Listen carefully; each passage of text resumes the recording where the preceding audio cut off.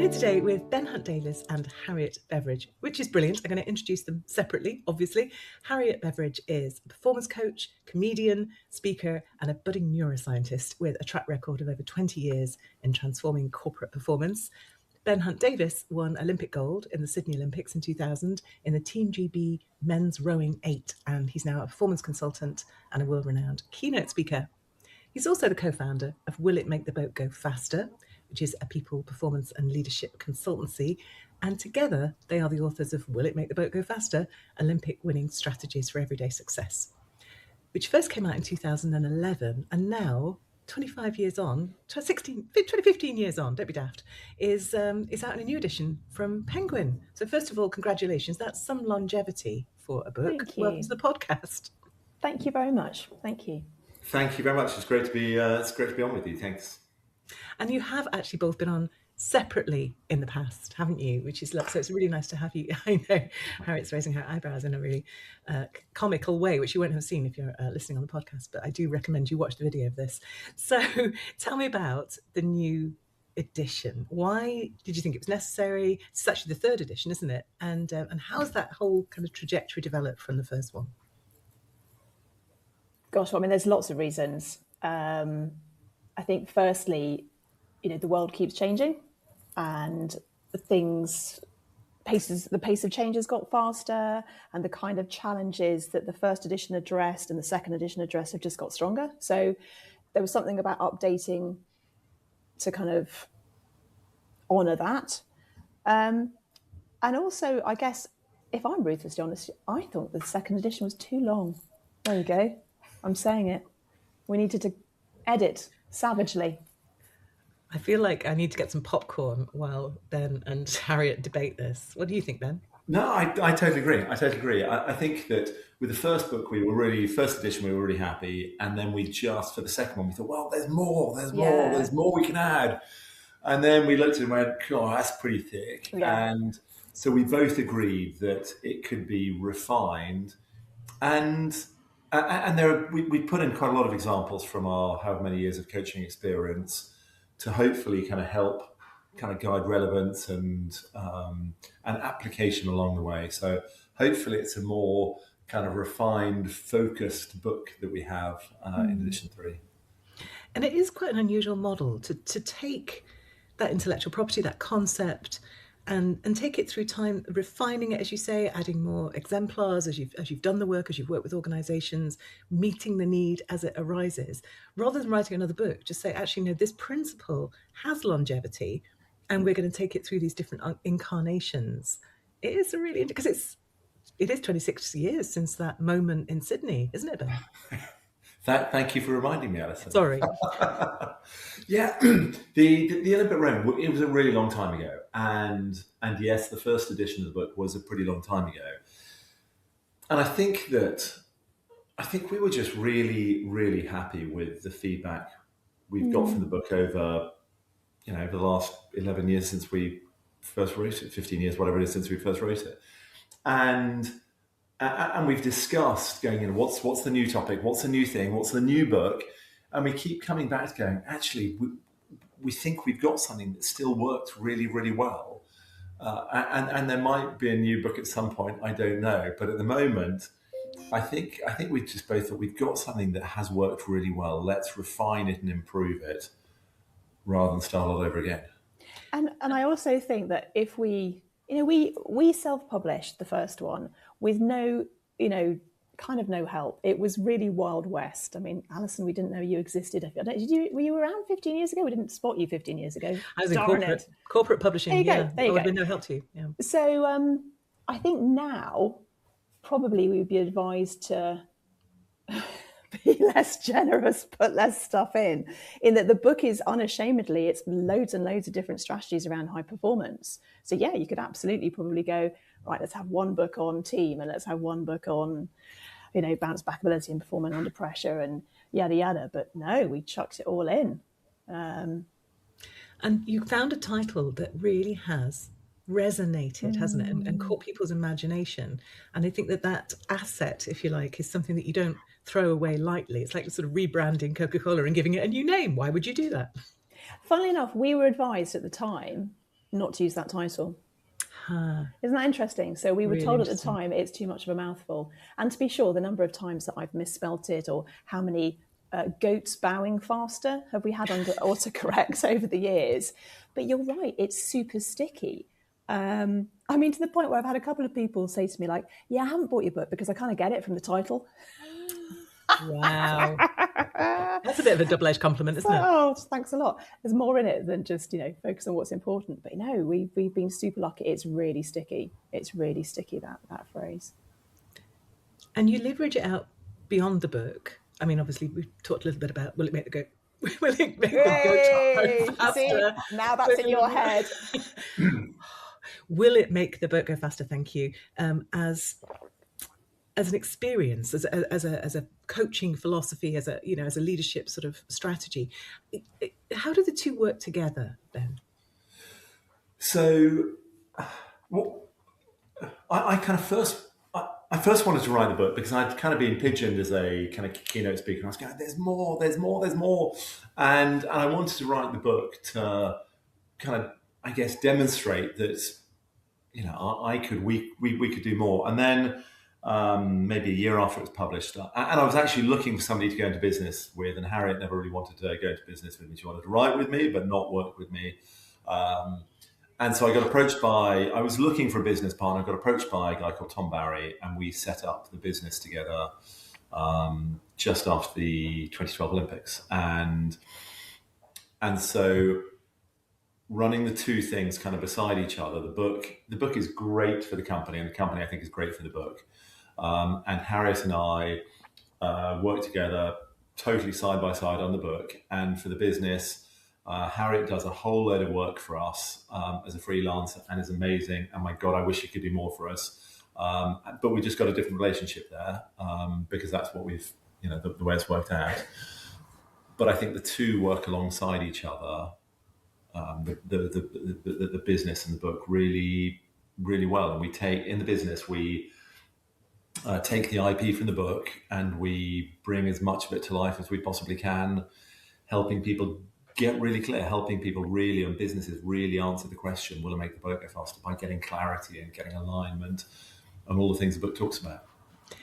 It's particularly interesting hearing you say that you didn't want to be pigeonholed as a speaker, because I think that can, when you have done something extraordinary, when you have a great story, and corporates like, oh, we love to talk to gold medalists, and it can be a bit of a one-trick pony thing.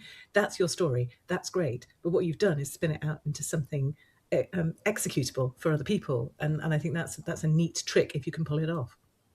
And the guys I rode with, I mean, they've spent so much time taking the mick out of me about going, oh my God, you rode, and then all you can do is talk about it.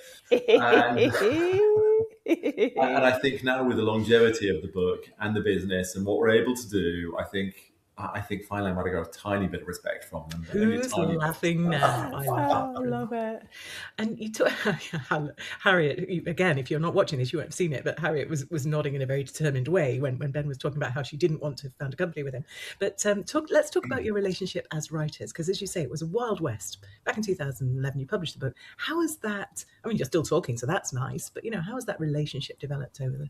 And can I just clarify that this wasn't a personal thing, right? It was at the time. I think it's too late for that now. No. This is kind of some kind of therapy session. No, I want to save the world and be back in time for tea. So I knew that starting a business with really small babies was just not what I wanted. So it's been great that we've kind of joined at the hip in terms of the book. And so I do a lot of work with Willett, but I knew that starting a business is wild, right? And I kind of wanted to see the children. Some of the time, not all of the time. I think the co-author thing has been brilliant because we bring such different things to the party.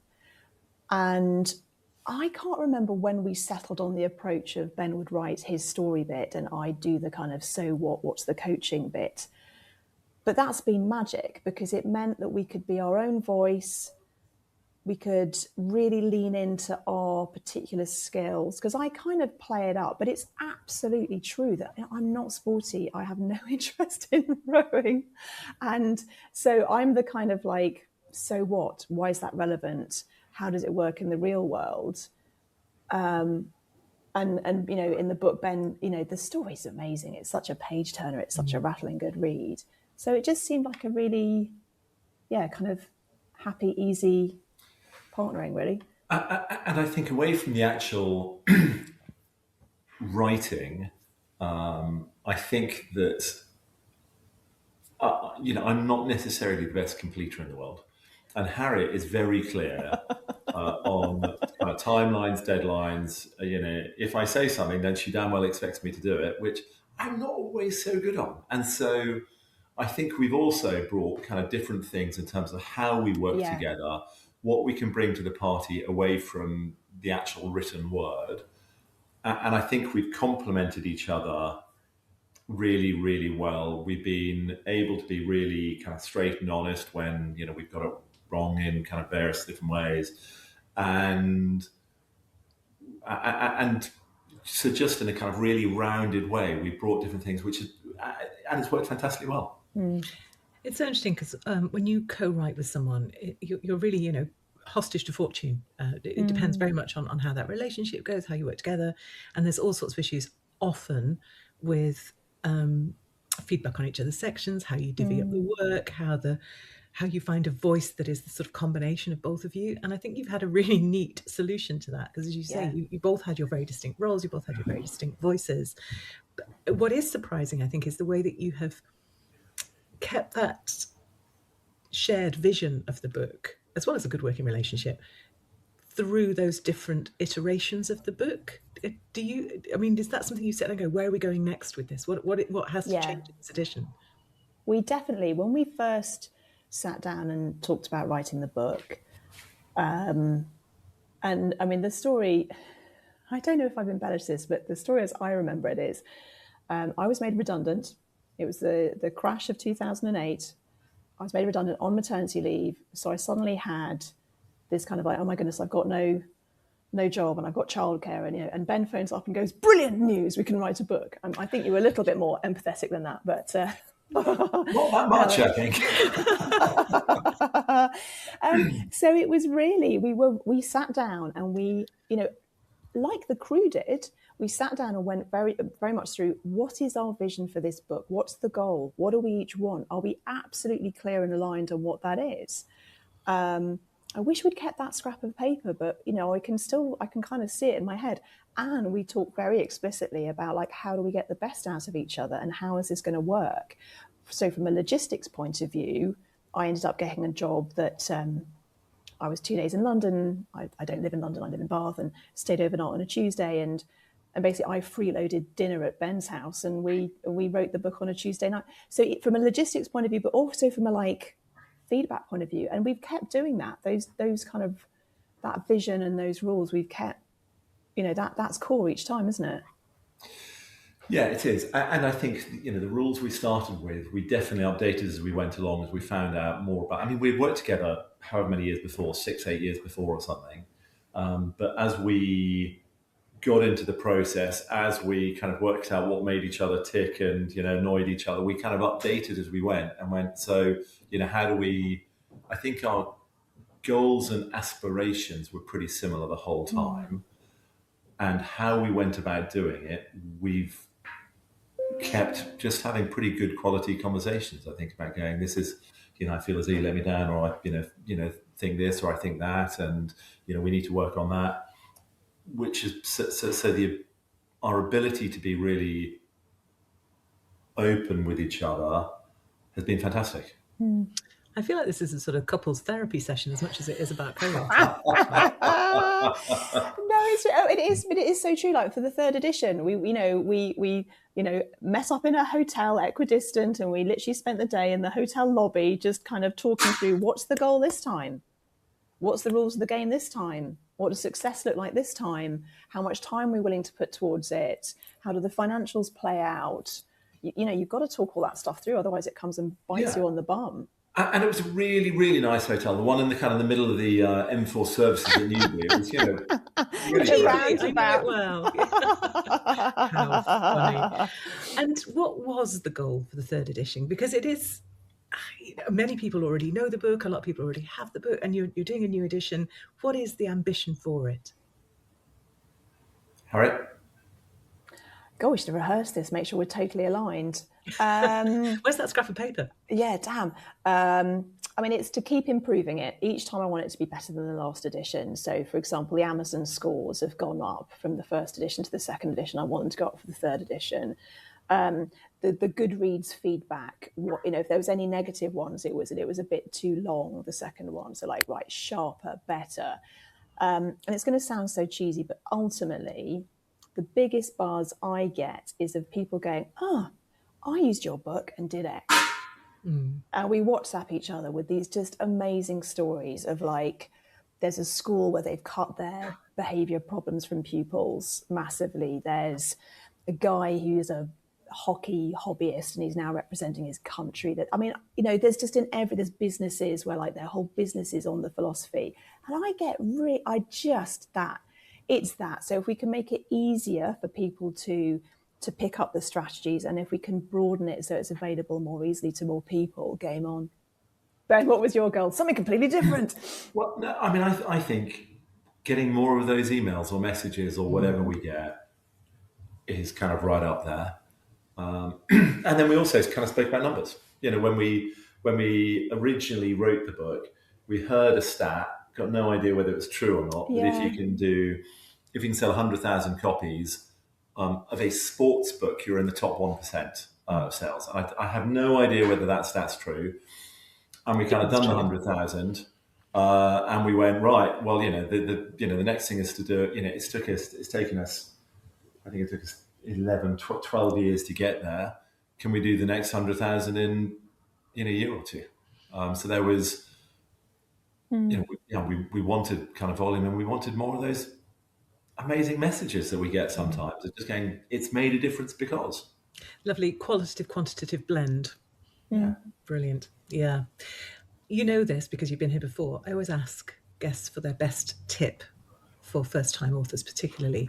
I'm going to take Harriet first. What would you say this time, Harriet? I'm going to cheat and do two, which is one, be very clear on your goals and differentiate them between stuff that's outside your control and inside your control, right? So we have no control over how many we're going to sell, but I do have control over putting on my big girl pants and, making requests, doing marketing, that kind of stuff. Or I've got no control over the feedback people give, but I have got control over being really, really happy with the quality of what I've written.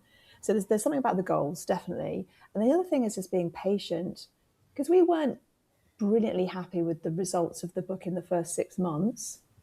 And then for the second edition, we have the dubious honour of we launched that edition the day the UK went into lockdown. So we literally were selling a book that no one could buy. So I think there's something about, especially if you've got a business book and it's entwined with what you do as a business person, brilliant. It's your passport. It's your business card. So be patient. Those would be my two. Yeah, it's a long game. Yeah, 100%. Beautifully illustrates that. Thank you. What about you, Ben? So if I'm allowed to as well, I think the first one would be be prepared for what happens after you think you've finished the text. As Harriet sprays tea all over her keyboard. Yeah, 100%. For each edition, maybe I'm a really slow learner. For each edition, we kind of finish the manuscript and go, yes, we've done it. That's now done. Get on with my life. No, we might be halfway. Yeah. So I think realizing the manuscript is possibly half the journey. And the other thing we worked really, really hard on was to create as many Me Too moments rather than So What moments. And we listed out a number of different kind of personas of people who might want to read the book and went, do we have a story? Do we have an anecdote that works for this group of people, for this group of people, for this group of people, for this group of people? And we worked really hard to create as many, me too. Yeah, I get that. Yeah, I understand that. And we were pretty thorough with going through each chapter, going, are we hitting enough of those different personas enough times? And I think we got that as a tip from a friend. And I think it was really good. Yeah, I love that. Me too, rather than so what. So that's another way of thinking about it. Brilliant. Well, normally we get one tip from a single author, so we had 4 tips from 2 authors today. So just, I mean, talk about over-delivering. That's amazing. Do you think you'd be able to restrict yourself to a single book recommendation, both of you? Oh, well done. Okay, I'm going to come to Ben first this time. So I think I actually very, very nearly went for one of your books, but as I'm only allowed to say one, I won't say Kath Bishop's The Long Win. Instead, I'll say Danny Meyer's Setting the Table. I see what you did there. Brilliant. Thank you. Harriet, what about you? I would go for Difficult Conversations. And I've forgotten the title, the author. Rookie move, it's behind me. I can go and grab it. I think that any business requires good quality conversations. So anything that can help you with that. Yeah, brilliant. And you're exemplifying it as well. Amazing. And if people want to find out more about Will It Make the Boat Go Faster as a business entity, but also more about you two individually, where should they go? Harriet, I'll start with you. So my website's harrietbeveridge.com. I'm an imaginative bear. Where can they see you? Are you performing anytime soon? Well, if you're in Bath, I'm doing a gig on, but that's June the 12th, so that's probably before this goes out. We're recording this in May 2026, just for context. But no, I mean on a keynote conference circuit near you. Yeah, keep your eyes out. Watch the internet. Brilliant. And Ben, what about you? So getting hold of me, I mean, I will make the boat go faster.com. Yeah, pretty easy. Not will it make the goat go faster? No. Have you bought the website? I think you need to buy that URL. Will the goat bow faster? I feel like with a separate entity coming on. Amazing. Thank you both so much for your time today. It's been just a joy to talk to you both. I wish you every success with the 3rd edition, and thank you for your time today. Thank you so much, Alison. Thank you so much for having us on, Alison. It's been great chatting to you.